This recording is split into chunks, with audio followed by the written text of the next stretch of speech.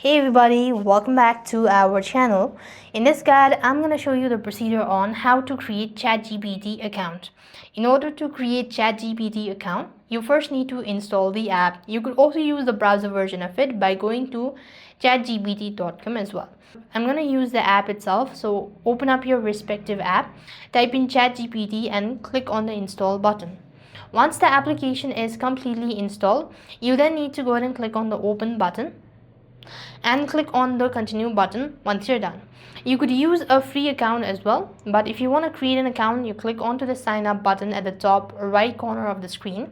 You'll be provided with different options: sign up with Google or sign up manually with the email address.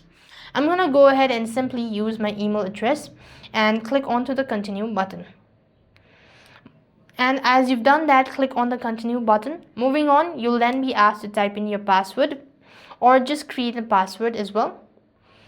Once you're done with that, you will then be asked to go ahead and type in your email address once again. Click on the continue button and go ahead and create a password.